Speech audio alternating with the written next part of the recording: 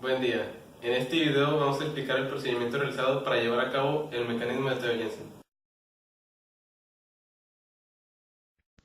Para la realización del mecanismo comenzamos con la toma de las mediciones de las partes del sistema. Utilizamos unas medidas ya planteadas, aunque les aumentamos la escala para que tuviera un mayor tamaño. Al tener las medidas ya planteadas, se procedió con la creación de las piezas, para lo cual utilizamos abatelenguas. Estas debían ser cortadas a la medida que se nos indicaba según la escala que ya habíamos realizado, por lo que en ellas dibujamos la forma y tamaño que deberían tener para que el mecanismo funcione.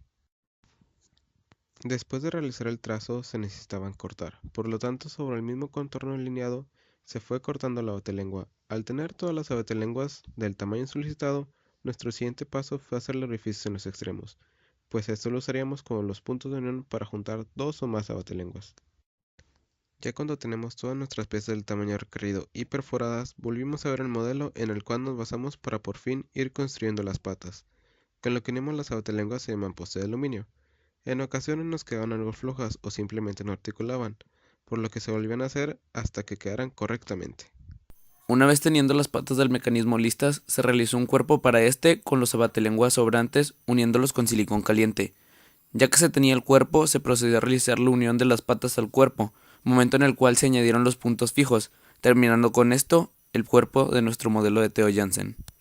Al finalizar el ensamblado, se analizó cómo hacer funcionar el sistema.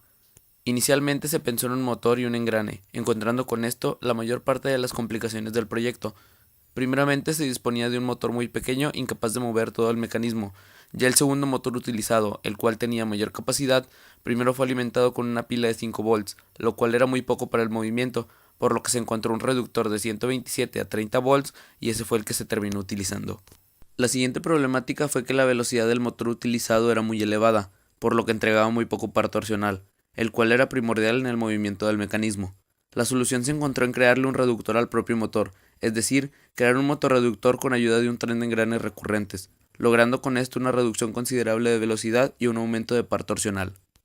Una vez teniendo el motor reductor, este se montó en el mecanismo, haciendo que el último engrane del reductor coincidiera con el engrane del eje principal del sistema, el cual, mediante dos tapas en los extremos, proporcionaba un radio de giro a las patas del mecanismo provocando así el movimiento. Ya con esto, el mecanismo funcionó. Sin embargo, después de algunas pruebas la flecha del motor se fracturó, deshaciendo el tren de engranes realizado anteriormente. A pesar de los intentos por realizar las composturas adecuadas, el sistema ya no volvió a realizar su función. En lo que respecta al funcionamiento del mecanismo de Theo-Jensen, este se centra principalmente en lo realizado por el motor, el cual recibe la energía que requiere de una fuente de corriente continua en nuestro caso. Lo que sigue de manera adyacente al motor es que éste mueva todo el tren de engranes recurrente realizado, y el cual actúa como reductor. Finalmente, este tren de engranes está unido al eje principal, el cual al estar acoplado a las patas del mecanismo permite que se realice el movimiento adecuado del mismo, concluyendo con esto el análisis paso a paso de cómo es que funciona el mecanismo del funcionamiento de la escultura cinética de Theo-Jensen.